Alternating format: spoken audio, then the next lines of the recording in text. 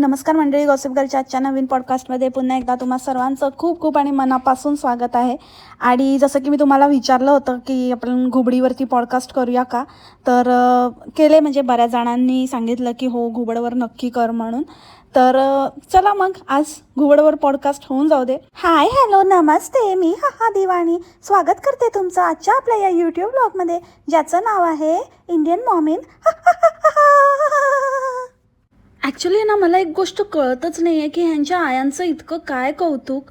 आम्ही ना काही लास्ट व्हिडिओज यांचे कम्पेअर केले, हिचे आणि बोंबडीचे. सेम टू सेम, म्हणजे बोंबडी ज्या सिक्वेन्समध्ये तिच्या आईचे व्हिडिओज टाकत होती ना, same title, same type of content ही घुबड टाकते आहे. म्हणजे अगदी अनारसे बनवण्यापासून ते त्यांचा प्रवास कसा झाला आणि मग त्या मुलींची तारीफ वगैरे, A to Z एकदम each and every small thing घुबड इज कॉपिंग. आणि घुबडला असं वाटतंय की आता तिच्या आईला येऊन बराच काळ लोटून गेला आणि आता गॅप झाला आहे, आणि गॅप नंतर माझी आई आली आहे आणि माझी आई वेगळी आहे, तिची आई वेगळी आहे, तर माझं कॉन्टेंट कोणालाच कळणार नाही, मी ढापलेलं कॉन्टेंट कोणालाच कळणार नाही. पण घुबडे, फ्रॉम लिटरली टायटल, थंबनेल्सपासनं तू तिचं सगळं ढापतेस. आणि मला हेच कळत नाही की आपल्या घरात आपली आई असते, आपली आजी असते, आपली सासू असते, इतकं आपले स्वतःचे नातेवाईक, आपली स्वतःची जीवाभावाची माणसं असताना कशाला लोकांचं काय बघायचं. आपली आई इतकी हुशार असते, आपली आई इतकी सुगरण आहे, आपण आपल्या आईकडनं शिकू शकतो ना. ज्याला शिकायचं आहे, खरंच काहीतरी शिकून घ्यायचं आहे, बनवायचं आहे, किंवा काही कुठल्याही गोष्टीमध्ये पारंगत व्हायचं आहे, तर आपल्या घरात माणसं आहेत ना. कशाला ह्यांच्या आयांचं आणि ह्यांचं आणि कोण कौतुक, ह्या कुठल्या मोठ्या वेगळ्या कोण लागून गेलेत. मुळात मला ह्यांच्या व्ह्यूजमध्ये, ह्यांच्या पॅरेंट्सच्या येण्याने काय एवढा ड्रास्टिक फरक पडतो हेच मला कळत नाही. काय बघतायत लोक की काय कसं काय आणलं हिच्या आईने, काय कशी आहे हिची आई, काय पदार्थ बनवते. का तुम्हाला सांडगी मिरची फ्राय करता येत नाही, का तुम्हाला काकडीची कोशिंबीर करता येत नाही, की तुमच्या आईला अनारसा करता येत नाही, की तुमच्या आईला चकल्या करता येत नाही, की आणि काय करता येत नाही. काय येतं की नाही तुमच्या घरात, तुमच्या घरातल्या बायकांना, जी तुम्हाला अशा बायकांची, अशा व्हिडिओजची हेल्प घ्यावी लागते, अशा व्हिडिओजना व्ह्यूज द्यावे लागतात. हा प्रश्न मला वारंवार पडतो. आणि राहिला प्रश्न, चला बाबा तुमच्याकडे ते ॲक्सेसिबल नाही आहे, तुमचे स्वतःच्याच घरातल्याशी चांगले संबंध नसावेत बहुधा, म्हणून तुम्ही इतरांच्या याच्यामध्ये स्वतःचं सुख शोधता. मी तर असंच म्हणेन या माणसांना, ह्या व्यक्तींना जे ह्यांना व्ह्यूज देतात, व्ह्यूजपेक्षा व्ह्यूज देऊन ह्यांची तारीफ करतात ना त्यांना, की तुमचे स्वतःचे संबंध बिघडलेले असणार, म्हणून तुम्ही अननेसेसरी त्यांच्या याच्यामध्ये काहीतरी स्वतःचं असं लाईफ किंवा असं काहीतरी, किंवा तुम्हाला हवं तसं मिळालेलं नाही आहे म्हणून तुम्ही त्यांच्यामध्ये स्वतःला शोधता, which is really a sad thing. नाहीतर रेसिपीजचंच म्हटलं तर रेसिपी चॅनल्स आहेतच ना हेल्पसाठी. आपण ह्या सगळ्या रेसिपी, अगदी सोप्यात सोपी ते एकदम कॉम्प्लिकेटेड, सगळ्या प्रकारच्या रेसिपी अवेलेबल असतात. सो या DBSच्या आयांचं काय कौतुक. आणि खरंच म्हणजे ते कौतुक करणारे, त्यांचा फक्त आणि फक्त हाच प्रॉब्लेम असतो की ते स्वतःच्या आयुष्यात सुखी नाही आहेत, किंवा त्यांना जे मिळालं आहे, त्यांचे नातेवाईक, त्यांची आई, त्यांची सासू, त्यामध्ये ते समाधानी नाही आहेत. आणि म्हणून त्यांना असं काहीतरी ह्यांचं लाईफ फॅन्सी वाटतं, ह्यांची आई काहीतरी वेगळी वाटते, ह्यांच्या आईसारखी, हे त्यांच्या आईमध्ये स्वतःची आई बघतात. So this is very weird, I must say. आणि म्हणजे ह्यांचं काय मला कळतच नाही. पुण्यात राहून स्वतःला पुणेरी समजायला लागलेत, पण ना तुम्ही प्रॉपर पुण्याचे आहात, म्हणजे तुमचं बोलणं चालणं पुण्याचा, तुम्ही खूप भास आणायचा किंवा तो भास क्रिएट करण्याचा तुम्ही प्रयत्न करता, पण ते नाही जमत आहे. म्हणजे ते नुसतंच असं काय ना कसं करायचं, काय ह्याच्यामध्ये काय टाकायचं, असं नाक दाबून बोलल्याने कोणी पुणेकर होत नाही काकू. आणि ही दिवाणी कधी म्हणजे इतकी कन्व्हिनियंटली कमसीन कली बनते, आणि एकदम कन्व्हिनियंटली ही एकदम पोक्त पुणेकर काकू बनते. मग ते उगाचच काहीतरी आव आणायचा, काहीतरी वस्तू मागवायच्या, आणि मग त्या वस्तूंचे साध्या सोप्या नावांची तोडमरोड करायचं, आणि मग काहीतरी वेगळे शब्द उलटे पुलटे करून आपण किती शुद्ध बोलतो असा आव आणायचा. सिंपल आहे, पिठी साखर. पण पिठी साखर न म्हणता साखरेची पिठी आणलीस का आई तू? अया बाई, आणलीस का? छानच, खूपच छान काम झालं. मी आईला सांगितलंच होतं माझ्यासाठी साखरेची पिठी आणायला. हो, मी आणलीच. मला वाटलंच होतं की तुला लागेलच, कारण कसं होतं की सगळं मी तयारी करून आणते, मग ते तिथूनच करून आणण्यापेक्षा मी असा विचार करते की सगळं तयारी करून आणायची आणि इथे तुम्हाला गरमागरम खाऊ घालायचं. हो, आई म्हणते की अगदी म्हणजे असंच आईचं असतं. तिला असं वाटतं की इथे मुलांना आपल्या गरम गरम करून खाऊ घालावं. सो त्यासाठी ती सगळी तयारी करून येते आणि सगळं इथे गरमागरम बनवून आम्हाला खाऊ घालत असते. हो ना मम्मा? आणि दही आणलं या बाईने. ही बाई न्यू जर्सीला राहून आली आहे हिच्या बहिणीकडे. मग ती नेमकी किती दिवस राहून आली की तिथे फक्त असं पाय लावून आली, कारण तिथली तिकीट स्वस्त होती आणि तो प्रवास काहीतरी थोडा इझियर आहे असं हीच घुबडच म्हणाली. आणि त्यामुळे ती नेहमी तिथे पहिले उतरते, मग तिथे थोडं राहते, तिथे थोडंसं जेटलॅग वगैरे तिचं काढते आणि त्याच्यानंतर मग ती नॉर्मल झाल्यानंतर इकडे घुबडीकडे येते. तर नेमके किती दिवस तिथे राहिली आणि हिची आई फक्त हिचंच सगळं करून घालते की आता सगळीकडे अशी कामवाली बनून फिरते?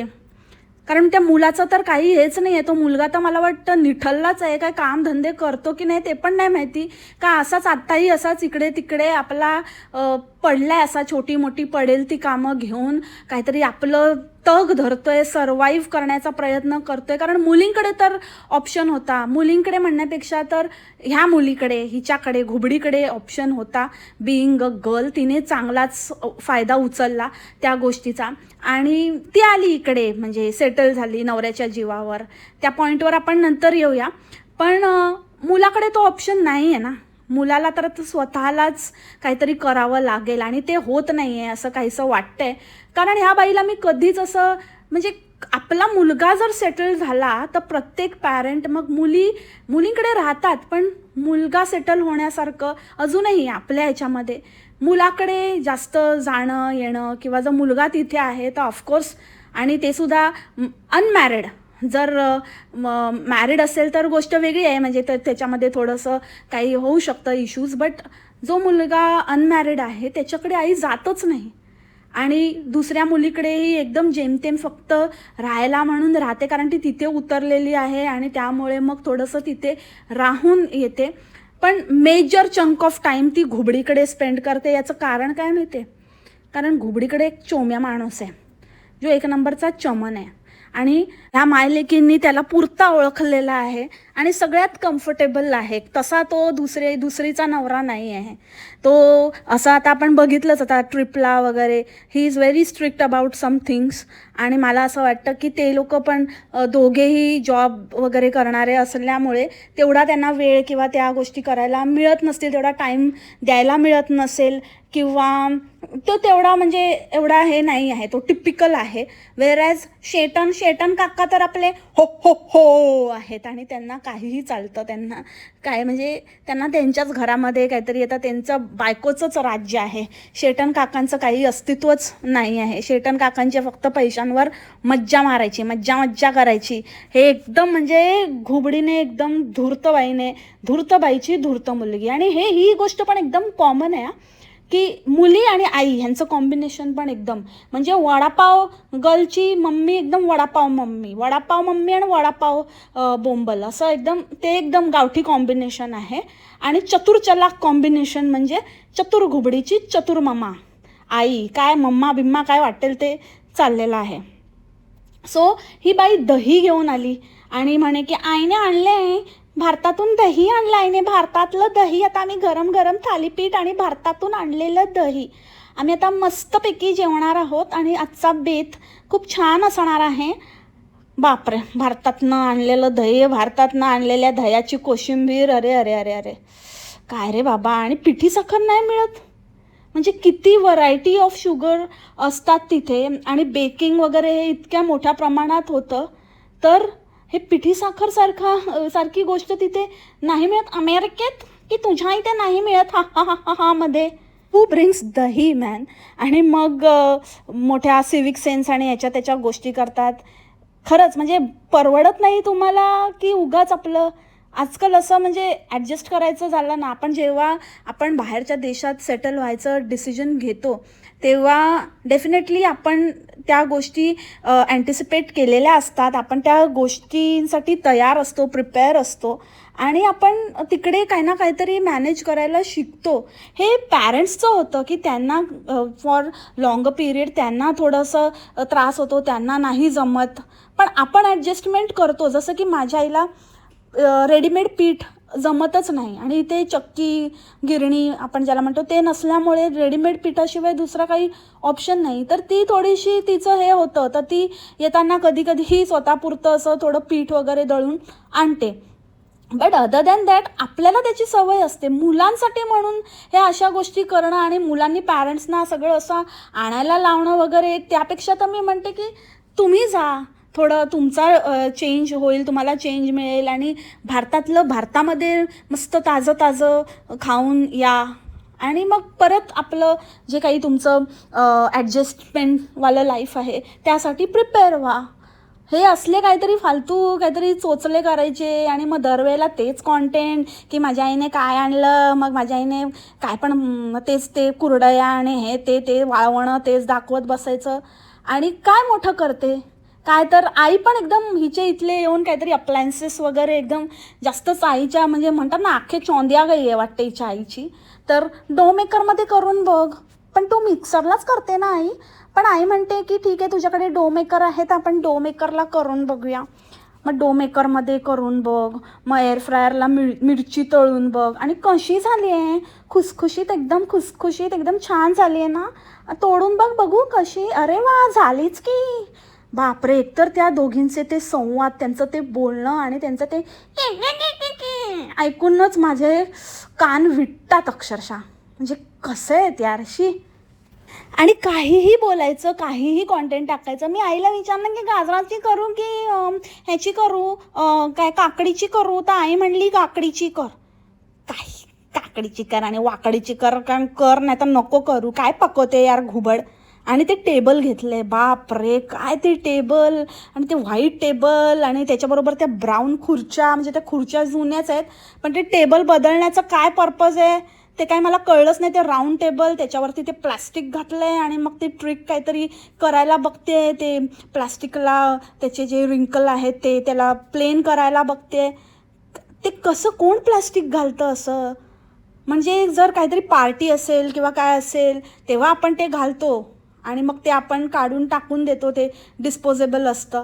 किंवा आजकाल रेस्टॉरंटमध्ये वगैरे पण आजकाल ते प्लास्टिक टाकण्याची पद्धत आली आहे की ते खाऊन झाल्यावरती मग ते प्रत्येक वेळेला ते क्लॉथ आणि ते मॅनेज करण्यापेक्षा unless it is fine dine ते लोक ते प्लॅस्टिक सकटच सगळं उचलतात आणि नवीन प्लॅस्टिक अंतरतात. सो ते ठीक आहे, पण घरामध्ये असं कोण प्लॅस्टिक टाकतं. आणि ते किती वियर्ड टेबल आहे, किती पूर्ण काय ते घराचं. हिला म्हणते ना मी की काही ह्यांच्याबद्दल चांगलं बोलावं ना की हे त्याच्या एकदम विरुद्धच वागतात. म्हणजे मी म्हटलं ना मागे की तिचं थोडंसं चॉईस आणि त्या गोष्टी चांगल्या आहेत बोंबाडच्या वेळेला, तर हिने माती खाल्ली.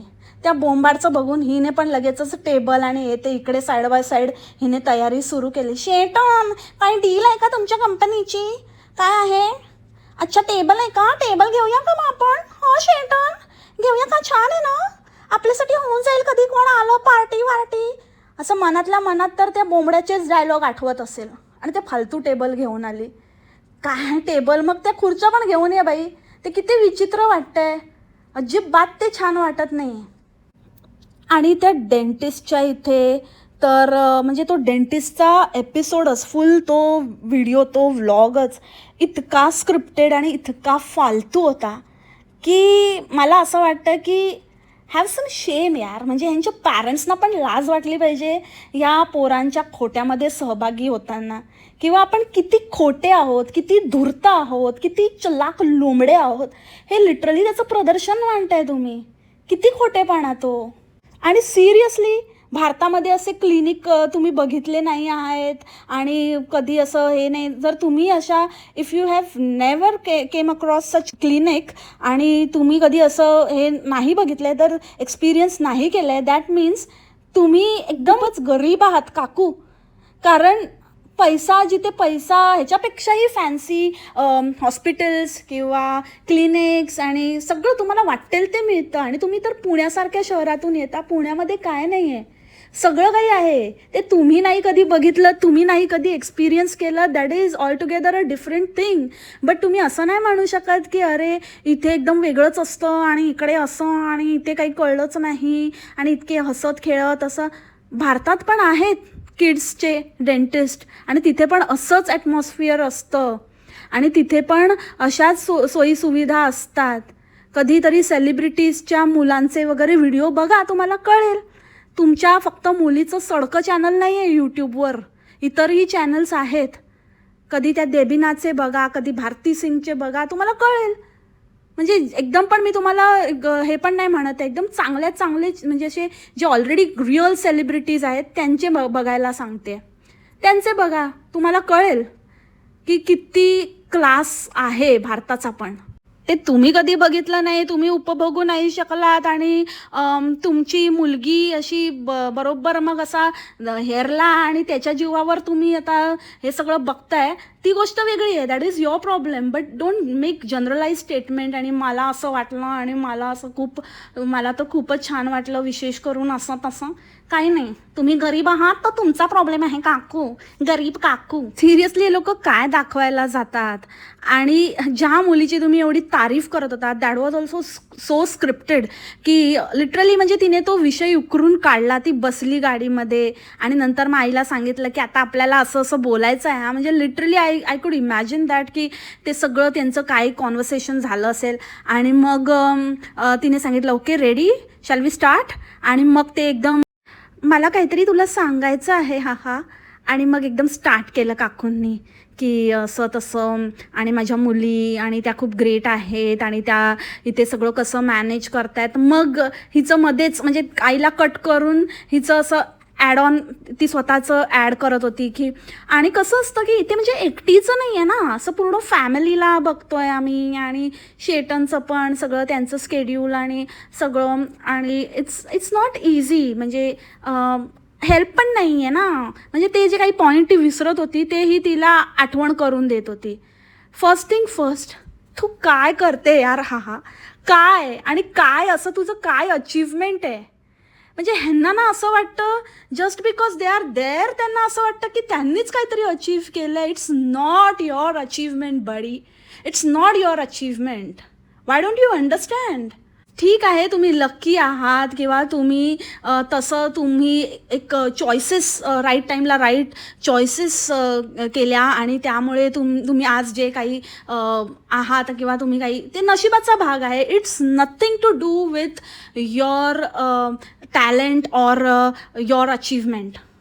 उगाचच म्हणजे काहीतरी आपलं रेटायचं, काहीतरी बोलायचं आणि अशा खोट्या ह्याच्यामध्ये तुम्ही लिटरली म्हणजे त्या आईला मला असं म्हणावं असं वाटतंय, माझी आई जर असती ना या जागी, माझी आई डेफिनेटली तिने मेक शुअर केलं असतं की तिने जावयाची तारीफ केली असती. की ती म्हणाली असती की ठीक आहे तू त्याला सोबत वगैरे तू त्याला साथ दिली, ते प्रत्येक बायकोचं कर्तव्यच असतं. पण तो इथवर आला आणि त्याच्याबरोबर म्हणजे तुम्ही दोघांनी बरोबरीने हे केलं, संसार आपला चालवलात, त्यासाठी तुझं कौतुक आहेच. बट त्याचं मेन कौतुक आहे. पण ह्याच्यामध्ये हिच्या आईने एका शब्दाने त्या शेटनबद्दल बोलली का किंवा त्या दुसऱ्या जावयाबद्दल बोलली का? नाही. आपल्याच मुलींचं कौतुक कशा ठगवण्यामध्ये कशा नंबर 1 आहेत ते. त्या दुसरीचं तर नाही माहिती, ती करते पण आहे ती वाटतं मेहनत, ती आपण म्हणू शकतो की ती नवऱ्याच्या बरोबरीने आहे. बट हिचं काय आहे? राहिला प्रश्न मुलांना आणायला सोडण्याचा, त्यांचं खाऊ पिऊ, हे इट्स नॉर्मल थिंग. ह्याच्यापेक्षा कितीतरी भारतातल्या बायका करतात. काय तारीफ करण्याचं कुठून काय सेन्स बनतो? किती ते स्क्रिप्टेड, किती ते खोटं बोलायचं. आणि तुमची मुलगी तर काही करत पण नाही. तिला साधं डेंटिस्ट अपॉइंटमेंटला घेऊन जायचं होतं तर त्या दिवशी तरी मुलाला जरा व्यवस्थित काहीतरी खायला प्यायला घालायचं, त्यासाठी डब्बा द्यायचा, ते पण तिला नाही झालं. तो मुलगा ऑरिओ बिस्किट खात होता आणि त्याच्यानंतर म्हणे की त्यांनी दिलं शाळेतनं आणि मग त्यांनी त्याला भूक लागलेली, त्याला जे मिळेल ते तो खात होता.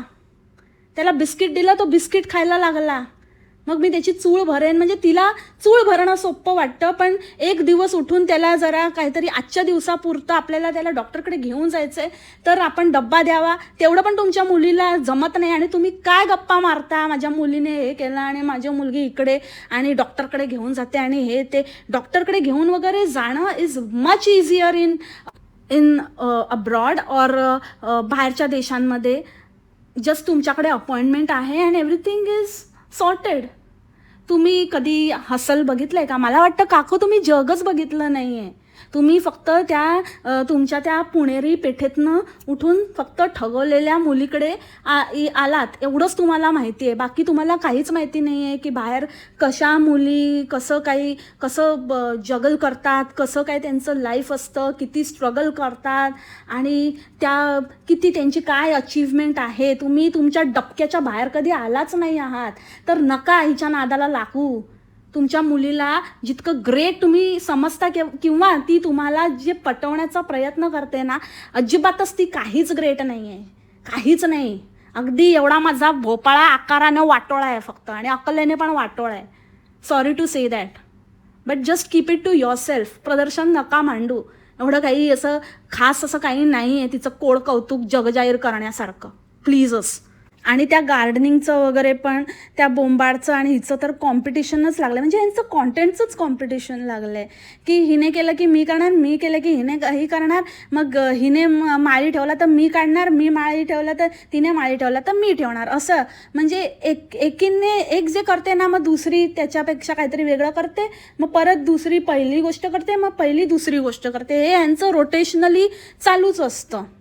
आणि आता ते त्यांना परवडत नाही आहे. हाहाकडे माळी होता, पण आता नाही आहे, कारण आता चीप लेबर मिळत नाही आहे. कारण खूप स्ट्रिक्ट झाल्या आहेत पॉलिसीज, आणि त्याच्यामुळे ते आईस रेग्युलेशनमुळे, इमिग्रेशन रूल्समुळे जे चीप लेबर आहे ते सहजासहजी अवेलेबल होत नाही आहे.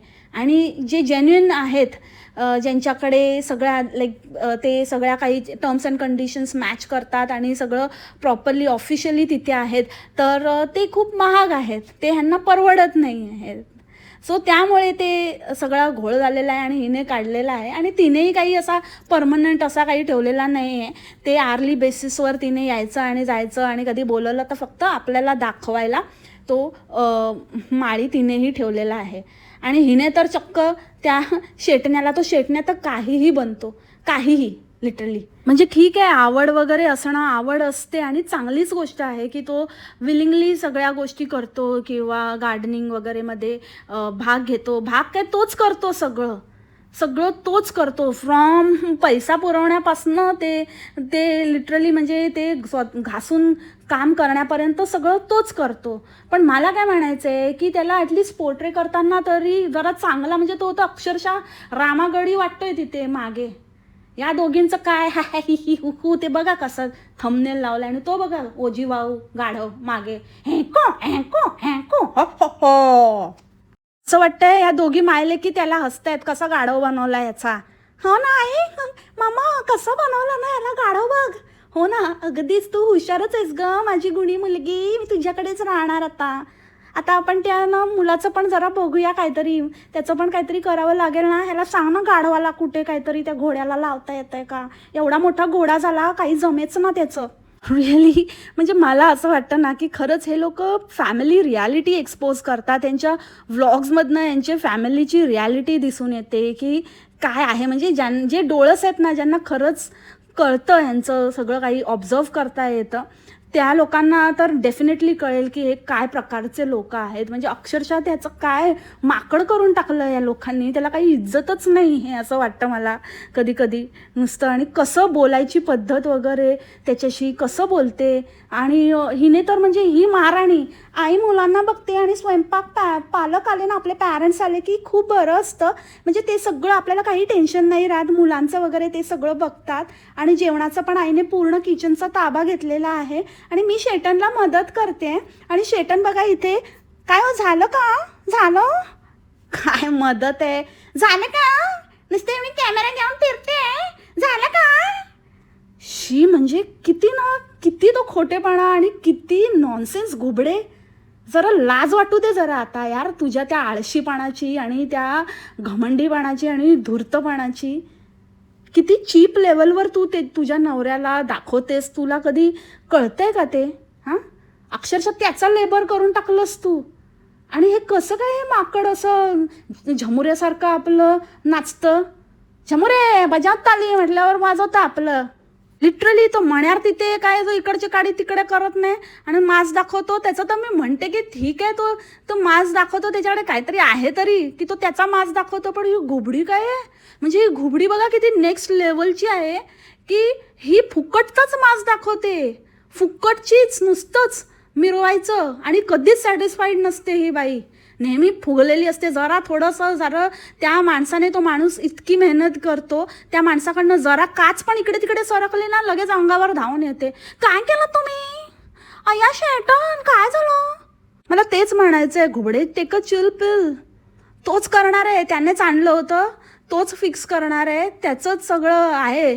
तू कशाला एवढा लोड घेते आणि कशाला त्याच्यावरती नुसती वचवच वचवच करत असतेस? राहिला प्रश्न आजच्या व्हिडिओचा प्रवास आणि ते प्रवासाचं, तर त्याच्याबद्दल मला जास्त काही बोलायचंच नाही आहे. तो कम्प्लिटली बोंबाडचा ढापलेला व्हिडिओ. हिने पण ते कॉन्टेंट ढापून टाकलं, तेवढं तर तेवढं काय सुचलं नाही तर आपल्या आईला ते विचारूया. पण बाबा, तिची आई वेगळी होती. मी म्हणाली ना, वडापाव मम्मी, ते अनाडछाप अंगणवाडी फेलची मम्मी आहे ती, तिचं वेगळं होतं. त्यामुळे तिला विचारणं वेगळी गोष्ट होती. तिचा पहिलाच प्रवास होता. तुझी आई 10 वेळा येऊन गेली आहे, इथेच पडलेली असते. अर्धा वेळ तर 10 वर्षाचा विजा लावून घेतलाय, मिळालाय, तर चांगला पुरेपूर त्याचा वापर करते. आणि हा आहेच इथे कोलुका बेल अर्थात शेटन, तर त्याच्यामुळे चांगलंच फावलंय.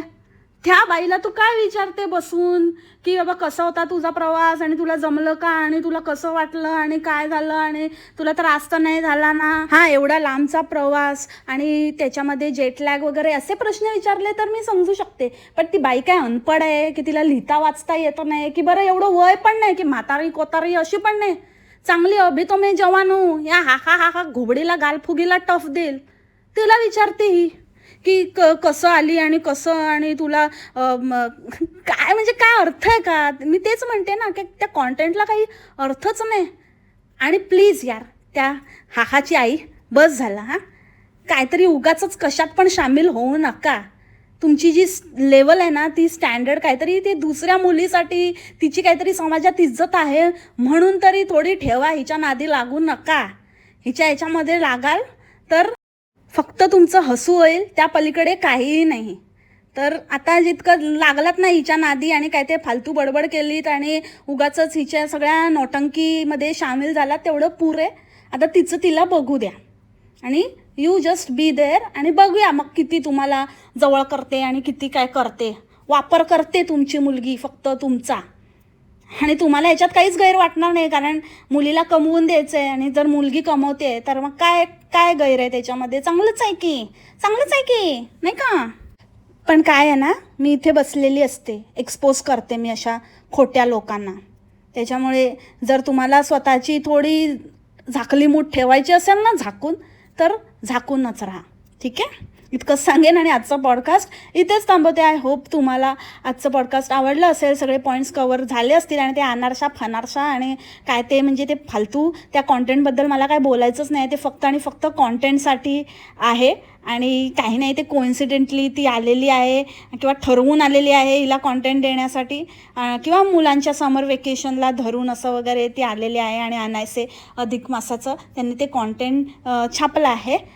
देर is nothing more to it. त्याच्यामुळे ते जास्त मी कवर नाही केलं. But otherwise I hope all points covered. आणि भेटू आपण उद्याच्या पॉडकास्टमध्ये नवीन विषयासोबत, नवीन कॅरेक्टरसोबत. तोपर्यंत खा प्या, मस्त राहा आणि स्वस्थ राहा. Take care, bye. मासलामा. तोपर्यंत तुमची काळजी घ्या. बाय.